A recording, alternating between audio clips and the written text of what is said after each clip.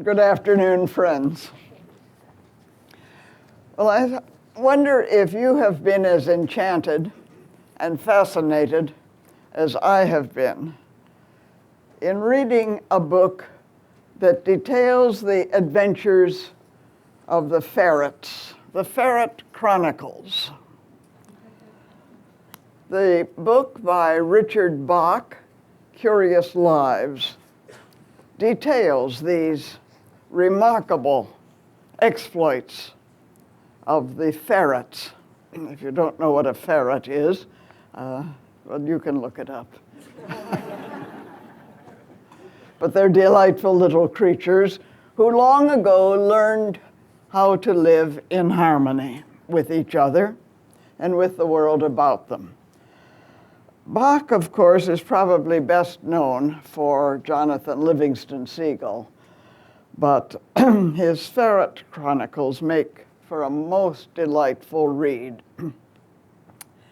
The author, Bach, Richard Bach, informs us that for at least half a century he's been asking a number of questions, such as, is the world in our mind or outside us?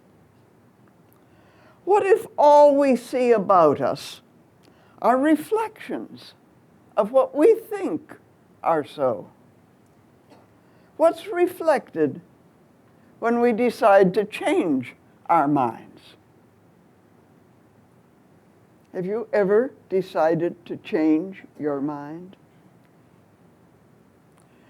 Well, if you have never changed your mind, beware entering into the Theosophical Society's headquarters, because Theosophy has a strange way of changing people's minds and changing their lives. But then Richard Bach goes on to say how bored he has become with all the dramas about evil and films about war and malice and crime. And so he says if he had to watch one more prison scene, one more aggression, one more gigantic, spectacular, stupendous explosion on screen, he would walk out and rebuild the world. And then he continues with his questions. What if a culture grew up without evil, without crime or war? What would it do with all our energies that we squander on destructions? How would it feel to live in a world where we choose our highest right and not our darkest wrong, where we lift each other instead of always and ever putting each other down? Those are the questions that I would like to answer to some extent this afternoon and share with you some ideas from the theosophical perspective that I believe may help to answer just such questions. What would the world be like, we might ask, if every individual who acknowledged the theosophical ideal of universal brotherhood really lived in accordance with that principle?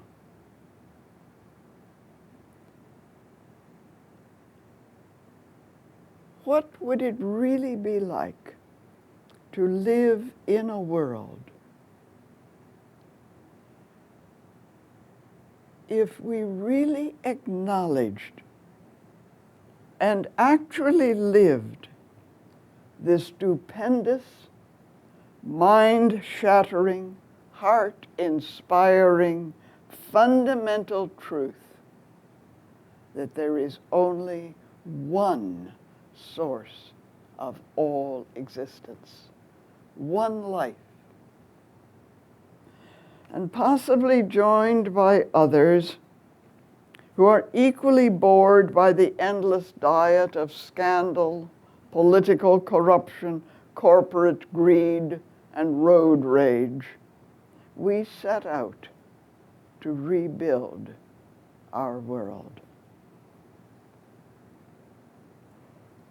In concluding her remarkable book, one of the last two that she wrote in her lifetime, The Key to Theosophy, H.P. Blavatsky, one of the founders of the Theosophical Society, responded to questions concerning the future of Theosophy and of the Theosophical Society. In the first instance, she stated unequivocally that Theosophy will ever exist throughout the infinitudes of the future because it is synonymous with everlasting truth. But in regard to the future of the Theosophical Society, however, her response was cast in more problematic terms.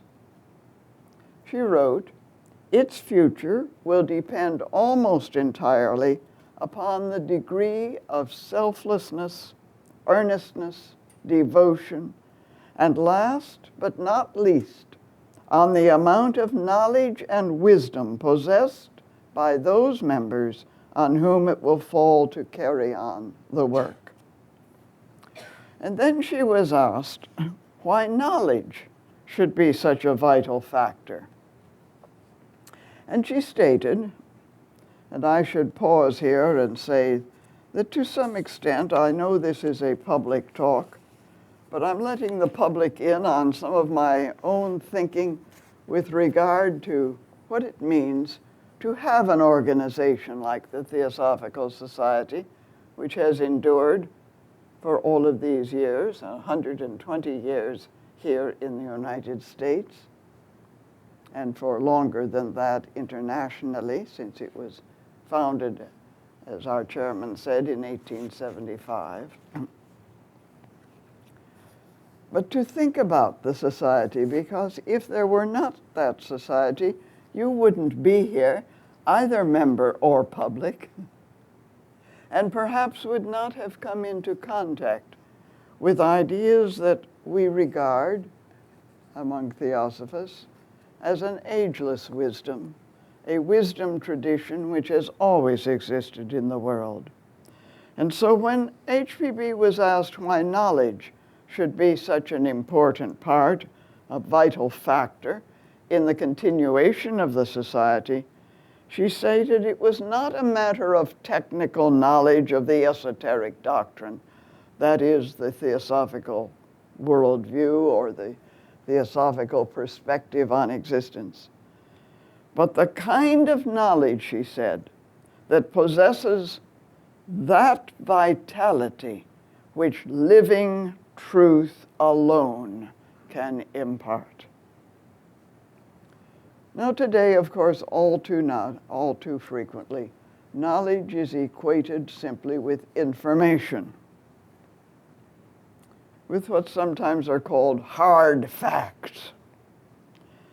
But it's quite obvious that H.P. Blavatsky, who knew a thing or two about Theosophy, had something else in mind when she used the word knowledge. So let us pursue this a little further. What may be meant by knowledge in the context in which she used the word, even equating it with living truth, and therefore, I would suggest, with Theosophy itself. In one of the most remarkable documents that is an essential part of the legacy of the Theosophical Society, there's an interesting reference to what HPB's, and I'll call her HPB, which she preferred in speaking of Theosophy, what her teachers, her adept teachers, called real knowledge. As a brief background, it is well known that soon after the founders, Colonel Alcott and H.P. Blavatsky, moved the society from its New York founding headquarters to India, they came in contact with two very well-educated Englishmen, the journalist and editor A.P. Sinnett and the British civil servant A.O. Hume. These two Englishmen requested HPB to be put in direct contact with her teachers, individuals known as the Brothers, and sometimes referred to as Mahatmas, simply meaning great soul or sage. And the request was granted.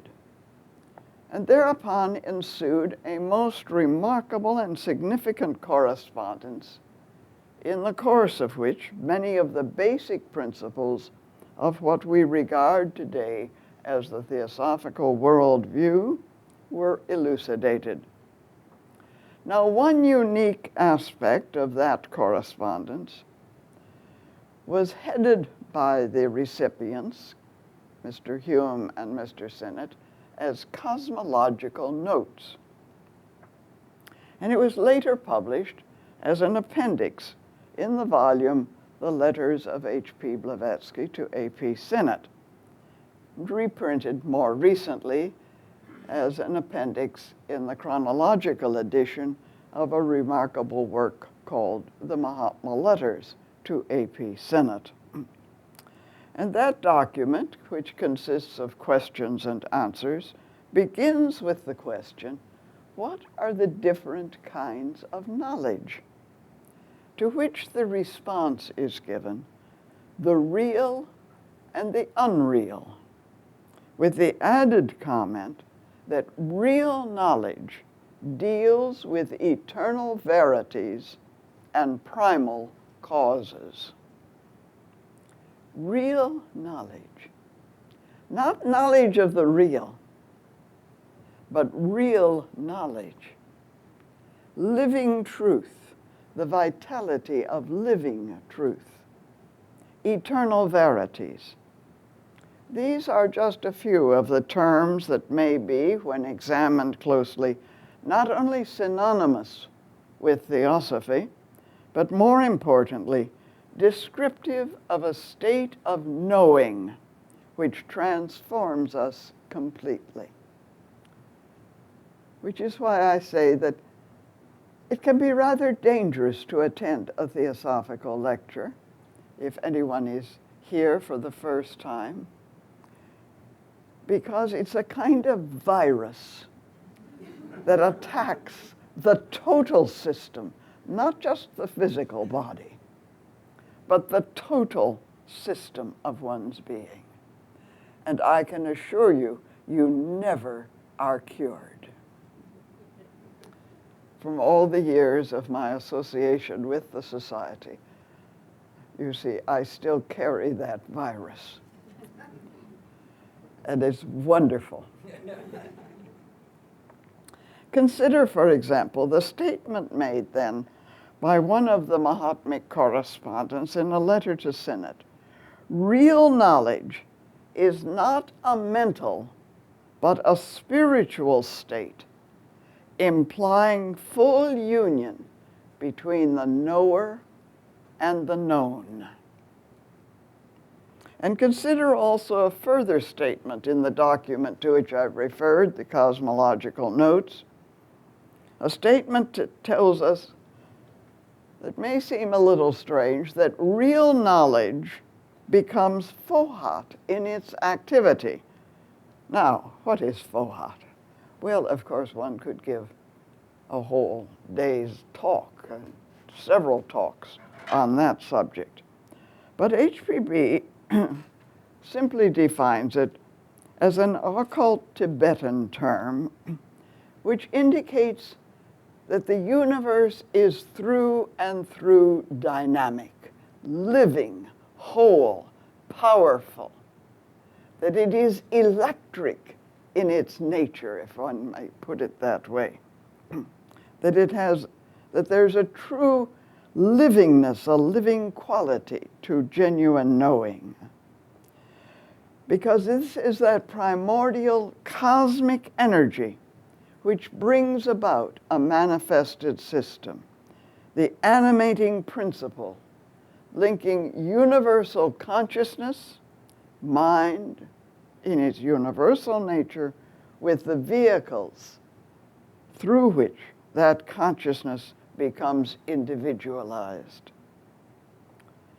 And furthermore, it has been equated mythologically with eros, which is simply to say that real knowledge is the dynamic of love, of compassion, of understanding. And so the Theosophical Worldview posits that the universe is seated in consciousness. It arises out of consciousness. It is conscious through and through. It is intelligent. Now we'll look more closely at this as we continue. So while more could be said about this mystic term, Fohat, our concern at present is not with the technicalities, and you'll be happy to know I'm not going to explore the technicalities of the cosmic process and the energy or dynamics of those processes, but recognizing that the true knowledge, true knowing, is an energy that moves, that sustains, that transforms. Our immediate focus is on exploring then the essential knowing, the living truth that so vitalizes us that we do indeed create a new world.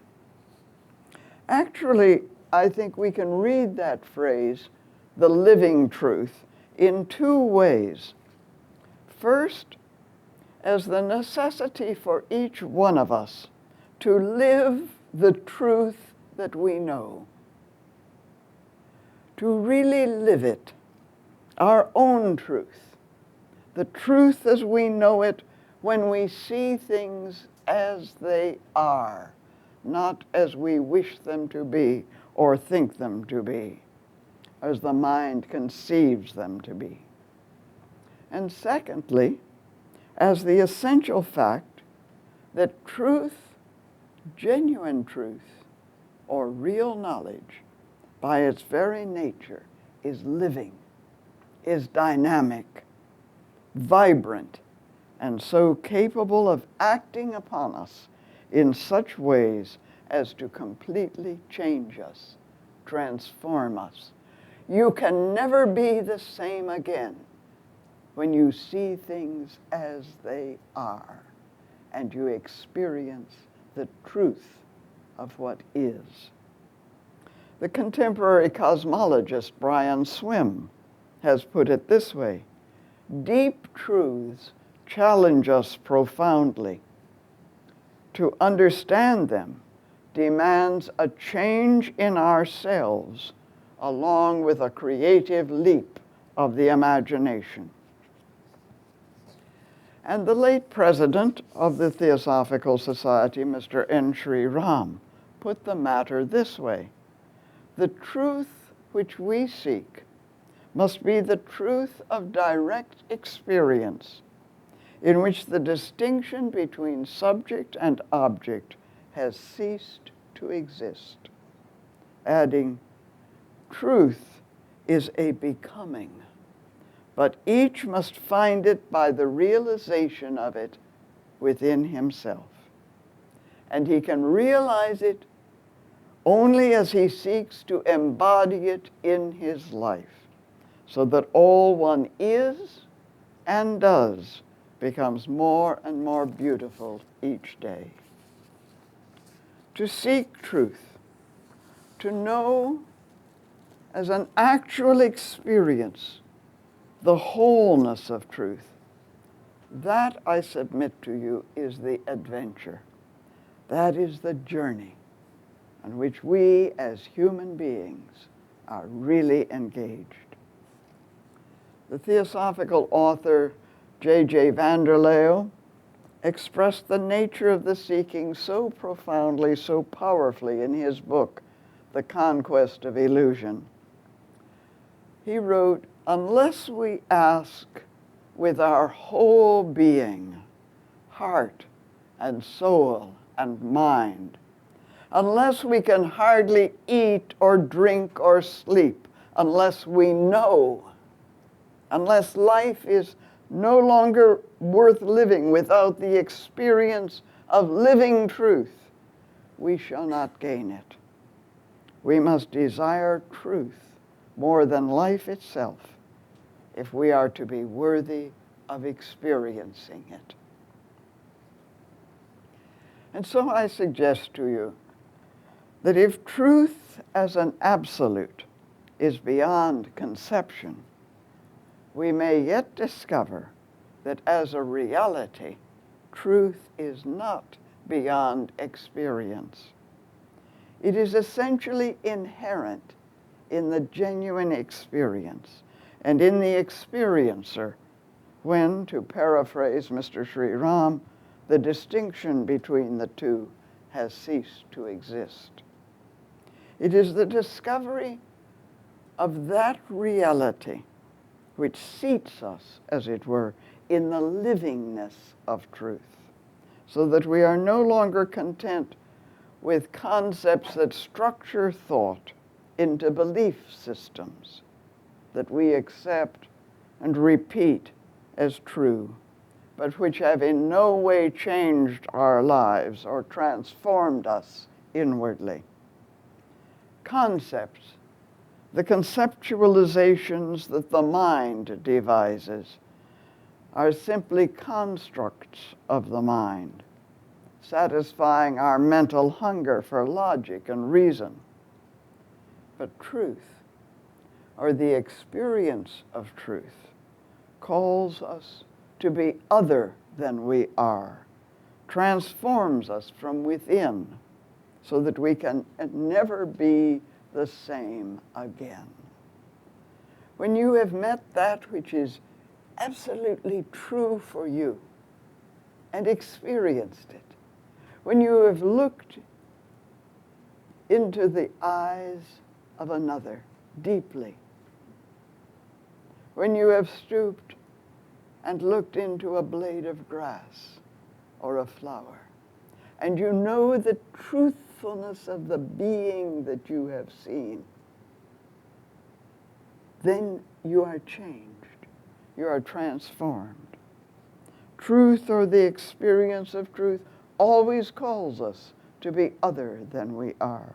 It answers to a deeper hunger within us, beyond the mind, and yet not mindless, rooted in the consciousness of the one, the hunger to know, to experience the real.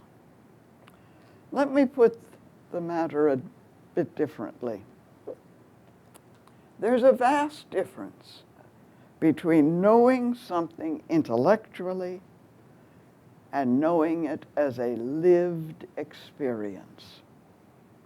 And for the Theosophist, I would suggest the gap between intellectual knowledge and living truth is fatal.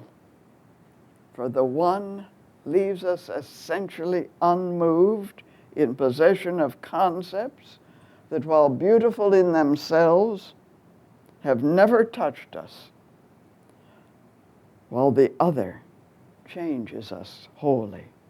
Our lives, when they are only based on belief systems, I believe this is so, I believe in this idea or in that concept, continue us in the programmed patterns of the past. We call it our karma. And we walk the world almost as the living dead. But the living truth, known and experienced in the very depths of our being, continually acts within us to give us renewed vitality, energy, strength to rebuild the world, to act in the world in new ways, to be in the world in such a way that we begin to transform the world because we are transformed. By the one, the intellectual knowledge, we may know about many things and be able to discourse about many ideas. By the other, the experience of truth itself, we know the one thing that really matters, and we are constantly renewed from within.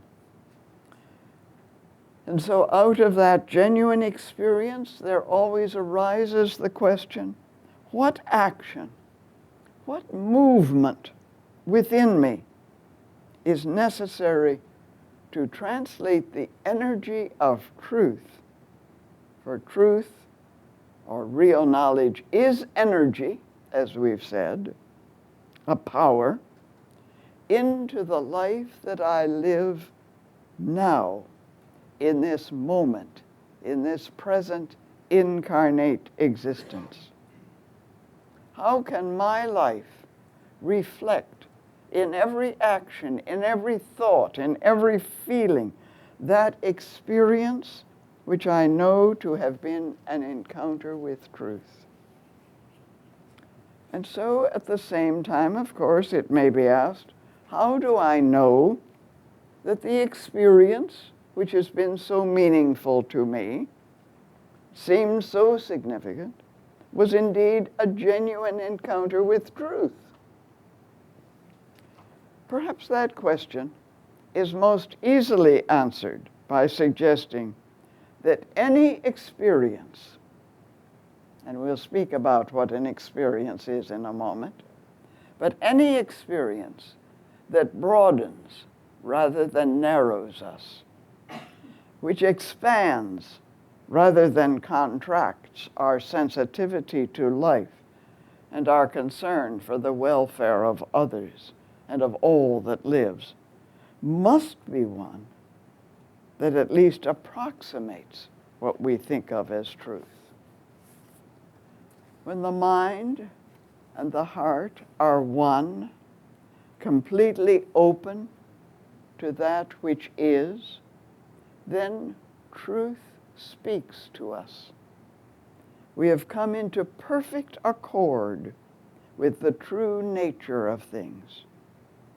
And to come into such perfect accord, there must be a cleansing of the heart and a clearing of the mind, so that we may feel and see and know that one ultimate reality in the midst of the many, forgetting self in the wonder and the miracle and the magnificence of the one universal self.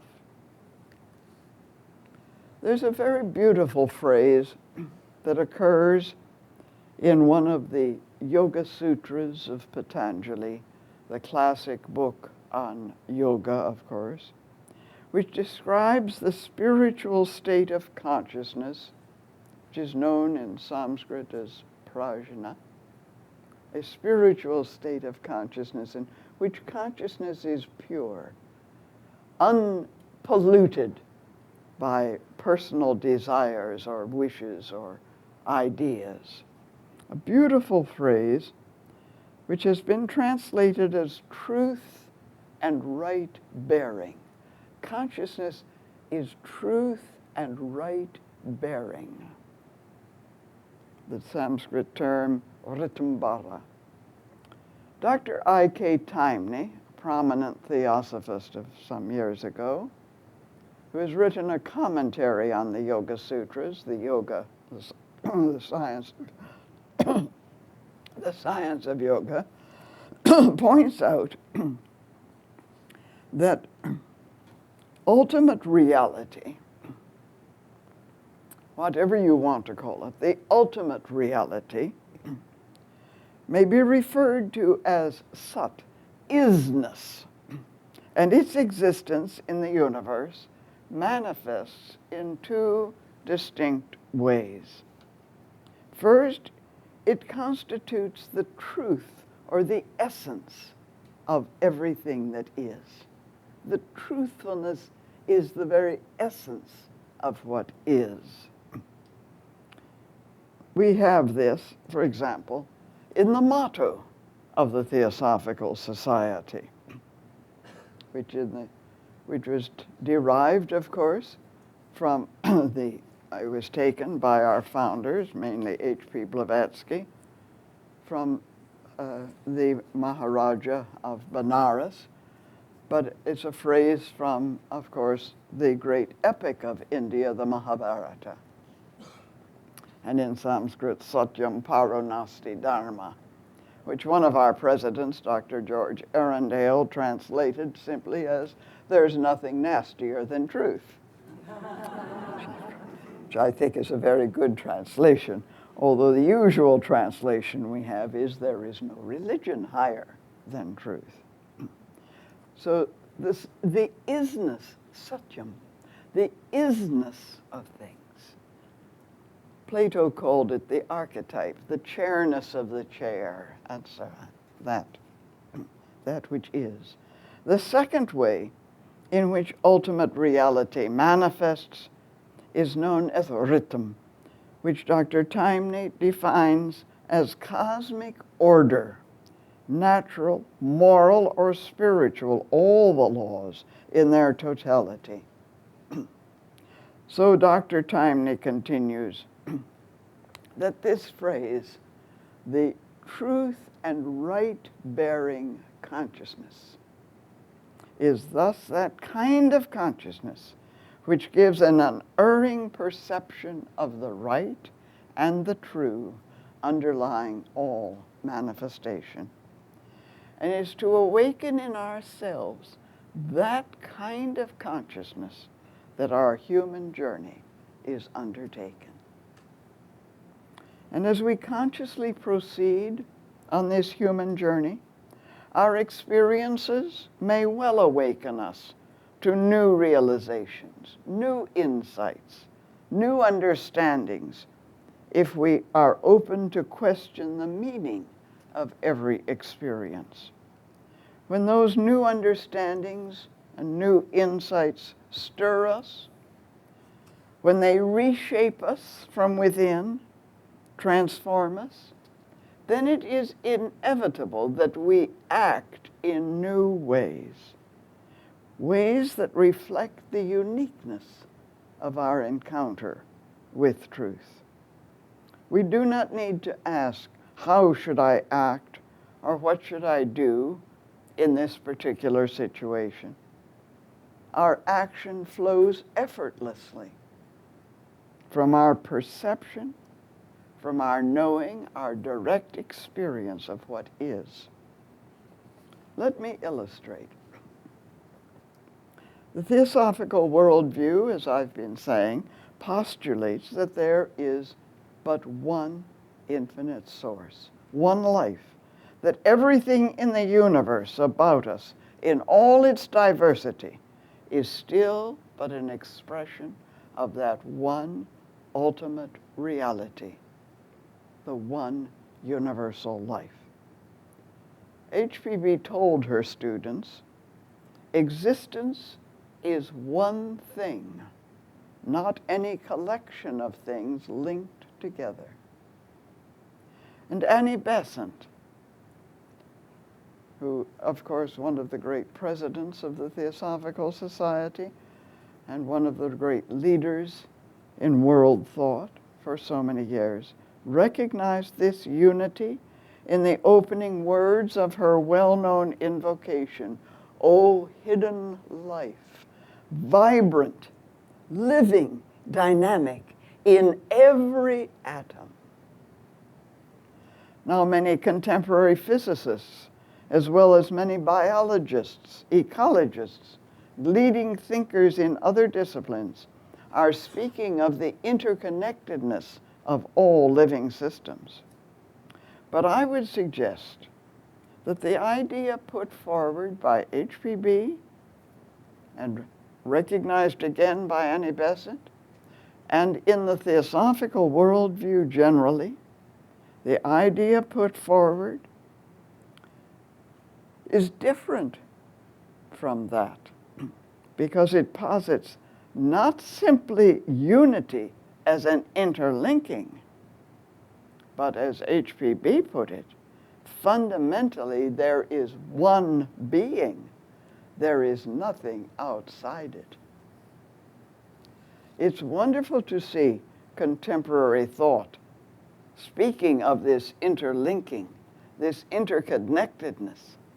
But underlying that is this tremendous truth of the Theosophical worldview, that it is but one being. Or as H.P.B. emphasized in her great work, The Secret Doctrine, the radical unity of the ultimate essence of each constituent part of compounds in nature, from star to mineral atom, from the highest dianchoan to the smallest infusorium, in the fullest acceptation of the term, and whether applied to the spiritual, intellectual, or physical worlds, this unity is the fundamental law in occult science.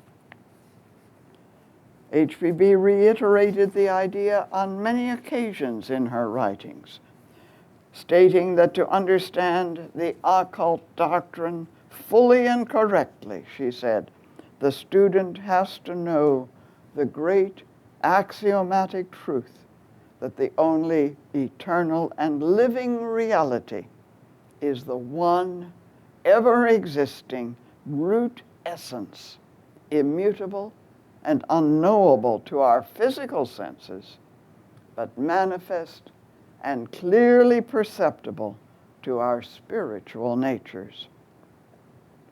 And she added, once imbued with that basic idea and the further conception that if it is omnipresent, universal, and eternal, we must have emanated from it, and we must someday return to it.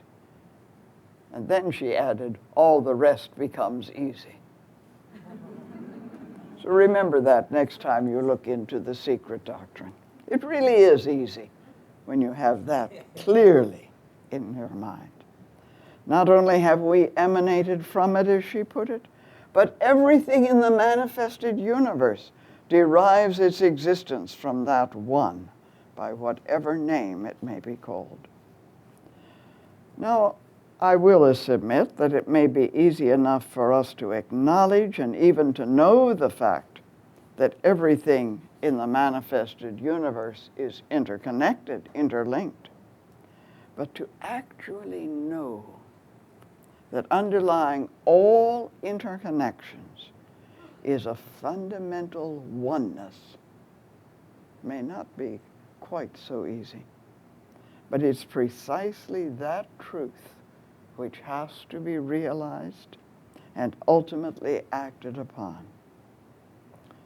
If, as H.P.B. stated so clearly, this truth is clearly perceptible to our spiritual natures, then it is for us to awaken our spiritual perception so that we actually experience in the depths of our own being the stupendous truth that the source and cause of all manifest existence is one absolute reality.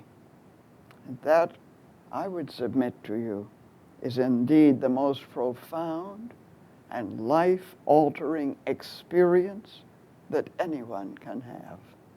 It is the encounter with living truth that opens the doorway to real knowledge and that vitalizes and revitalizes us from within with an enthusiasm, a God-filled inspiration, which is enthusiasm. The very meaning of the word enthusiasm, God-filled, if you like. The one-filled. We are filled with that oneness, which leads us to act at every moment in accordance with that view. All other truths are secondary, deriving from this one fundamental principle. And how? By what means does the ultimate reality reflect itself in a world of being and becoming? HPB used the analogy of the breath for the aliveness of the one, this universal consciousness that throbs, pulses everywhere throughout the universe. This is the very fabric of being, which exhibits itself in all of the variety of ways in which being manifests, but it's the very throbbing and pulsing of that which underlies all things. That is the breath. That breathing in and breathing out reflects itself in a dynamic polar relationship exhibited everywhere throughout the manifested system. The basic life action of the universe everywhere repeats the rhythmic order of the one, breathing in and breathing out. And if our poor globe, Earth, is having a difficult time, it almost has a kind of cosmic asthma afflicting it, if I can put it that way, having difficulty breathing in and breathing out because of the pollution that we have visited upon us, because of all that we have tried to do to harm it, to exploit it, to misuse it, and to abuse it, then it is for us to clear out the lungs of the earth that it may breathe freely again and dispense with this terrible cosmic asthma, as I call it. And so arises our interconnectedness with all that exists. And recalling that statement that real knowledge becomes Fohat or Eros, we can quite simply say that the link then is love, Eros. There's a beautiful passage in one of Plato's dialogues, the Symposium, that points to this linkage between the ultimate reality, the world of the gods, as Plato terms it, and the manifested system, the universe in which we dwell. Socrates, in that dialogue, relates what he has learned from Diotima, a wise woman whom he calls his instructress. And when Socrates asks Diotima whether love is mortal or immortal, the wise woman responds that love is neither mortal nor immortal, but in a mean between the two, intermediate between the divine and the mortal. And Diotima continues saying, God mingles not with man, but through love all the intercourse and converse of gods with men is carried on.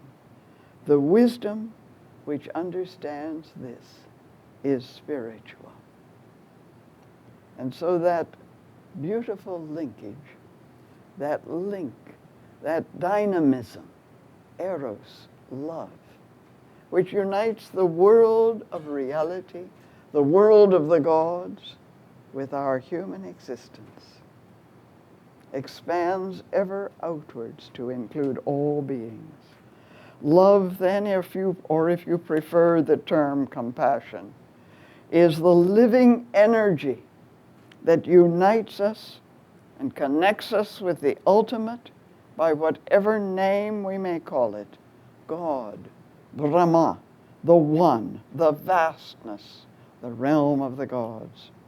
And it is the same energy that also links us, connects us with everything and everyone in the universe, with the distant stars as with the blade of grass and the pebbles beneath our feet, with those we call our friends as with those we may think of as our enemies. For all is made of the same substance, the same fabric, whether we call it by such names as Akasha, Mula Prakriti, Alaya, to use some terms that you may come across in the secret doctrine, are we designated as spirit matter, matter energy, consciousness matter. In the world about us, we tend to see only dualities, polarities, and we speak of these as opposites. What is this is not what is that, and what is that is not what is this. But when we change our focus, as it were, see what is, and realize fully that there is only one ultimate substance which manifests itself in a multiplicity of ways, all linked together in that purest of relationships, a relationship unencumbered by our usual likes and dislikes, the relationship we call love, then action flows naturally, spontaneously, beautifully. And we do unto the least that which we would do unto the greatest. When that great truth is seen in all its magnificent splendor, then we know that the lawful action, which we call karma, which is really harmony, is truly love. We think often of karma, which has become a very popular word and found in TV ads and magazines and everything today. We think of it as the consequences of action. But when we know that inherent in the one ultimate reality is order, purpose, supreme harmony, then there is only the breathing in and the breathing out. Rhythmic order, which is lawfulness. And that is karma as creativity, karma as love, the pulsation of the one, ever acting in a loving manner. Every act, whether of thought or feeling or physical expression, becomes one of love, having within it the creative potential to bring into being that which is new, fresh, vital, beautiful, an expression of truth, the living truth.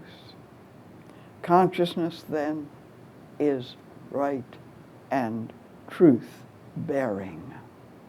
And so we walk through the world, not on some path that others tell us about, not following others, whether those others be Mahatmas or saints or sages or our dearest friends, but on that path which is uniquely our own, the path which we have become. For as the voice of the silence, that magnificent final gift of HPB to the world, so rightly declares, thou canst not travel on the path until thou hast become that path itself. So I propose to you that every genuine experience awakens us in some measure, awakens us to what is, to the reality of what really is. And if the experience is truly meaningful, with its own significance to which we give our attention, then it also vitalizes us, gives us renewed energy, strength to do what we are intended to do in the world, to walk the world as human beings. For we have learned to fly in the sky like birds and to swim in the ocean as fish. It's time we learn to walk the earth as human beings, with love, with compassion, with understanding. For experience is not when something happens to us, which is our usual interpretation of the idea of karma. Oh, this happened to me, that must be my karma.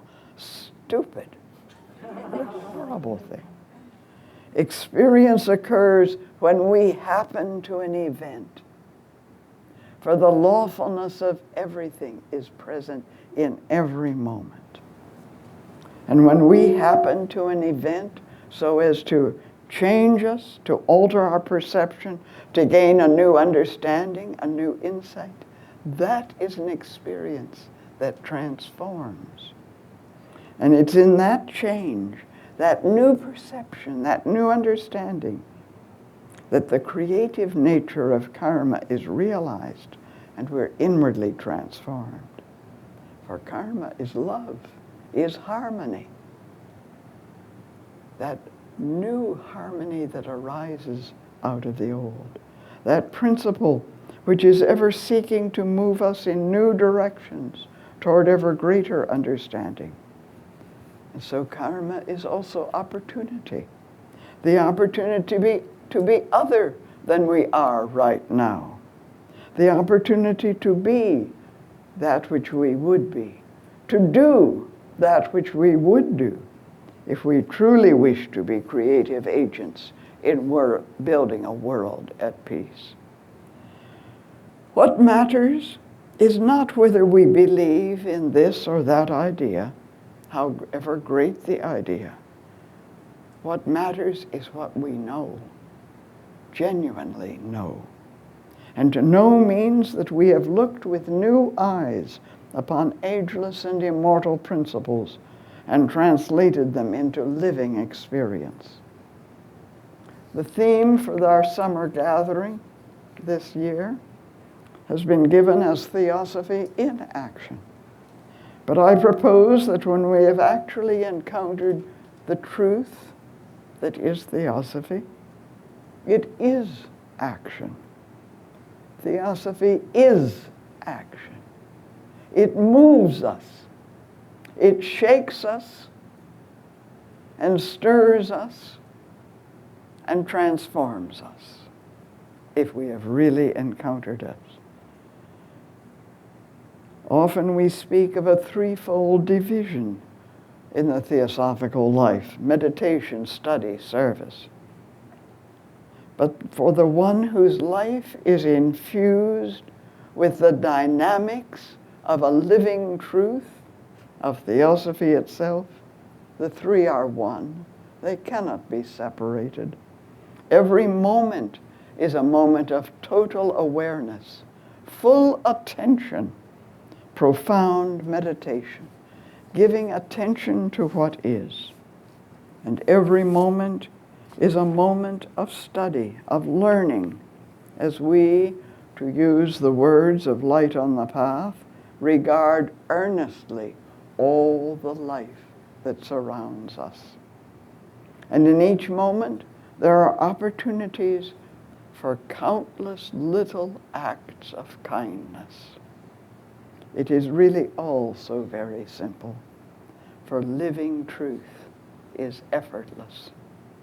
It's not whether we are sevenfold or fivefold or threefold beings, a heptad of bodies, physical, astral, mental, all the rest of it, but whether we know ourselves as a continuum of energy within the one ultimate energy field we call reality, or by any other name, and so act as a whole being in tune, in perfect accord with that oneness. It's not whether there are processes called reincarnation, one existence following another in endless succession, ad nauseam, ad infinitum, but whether in this moment we are reborn into a new vision of wholeness from which every action flows outwards to heal, as our present presence in the world becomes a benediction on all that exists. In every moment there is a dying and a rebirth, an emerging of the new which can only occur when we let go, when we die to the has-been, that we may delight in the isness of now, this very moment, with all its rich opportunities to act with loving kindness, to send out thoughts of love and beauty and strength, to feel at one with all that lives. And all that it takes, my friends, is not major projects and big projects. Yes, those are needed too. But all it takes is a smile as you walk through life and greet each other. It's not whether there are Mahatmas or masters, whether they are still with us, the great ones of wisdom and compassion, and whether there is some path that leads us to them. The question is the kind of life we are living each day, in each moment of each day, how we walk upon the earth, the road we are taking in company with all humanity. Yes, all humanity and all that lives. And whether we are lending a hand to those who may be stumbling and who may need our help. It's not always whether we are being of service in the world, but whether it is a matter of whether we are serving by being present, being here and now in the world. Action is not always a physical busyness, being busy doing many things. Action may also be silent, for what we are, as Emerson once wrote, speaks louder than any words we may speak. Recently, I was reading once again the words spoken by Annie Besant at the last convention over which she presided. It was at our world headquarters, of course, Adyar, in December of 1931. She was already frail, but managed to speak in what was reported to have been a remarkably powerful and vibrant voice.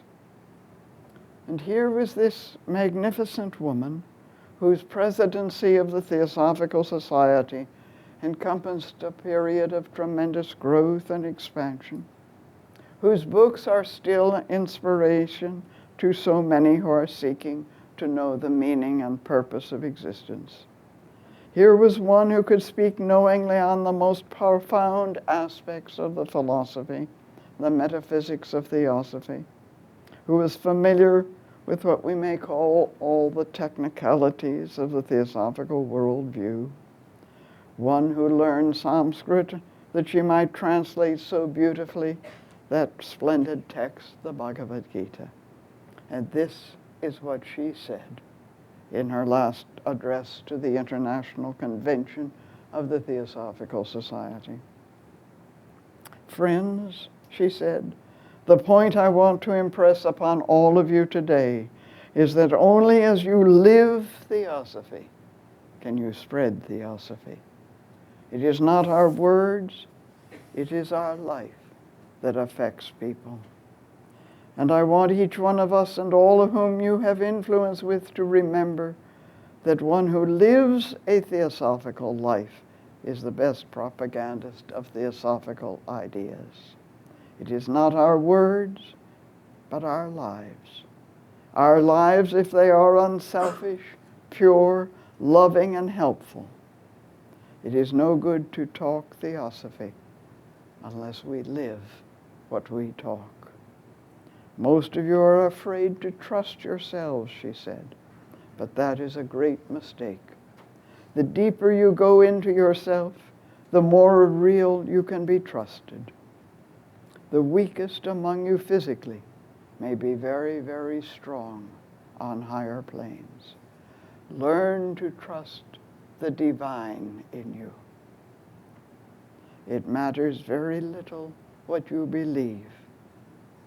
It matters enormously what you are. And so, dear friends, the noblest life is that life in which the living truth has taken root in our experience. the life of ever-renewed vitality and strength and the energy of love. There are those who say, and I've heard them, and people have said it to me, that Theosophy is complicated, too difficult to understand, that it deals only with abstractions which have no relation to the problems of daily living. But I suggest to you that in its essence, in its ultimate truthfulness, it is very simple to experience the ultimate oneness, and so to live that primal truth in every moment of every day. For then we would know what it would be like, to answer Richard Bach's question, to live in a world where we choose our highest right and not our darkest wrong. And we would have rebuilt our universe out of the vision which the encounter with truth has given to us. Yes, the Theosophical Society will endure, so long as there are those in it who in themselves exhibit the vitality of living truth. It will continue to be a beacon light for those who seek in earnestness a channel of light and beauty and love, radiating ever outwards to encompass without boundaries all humanity in a living, vibrant brotherhood of humanity.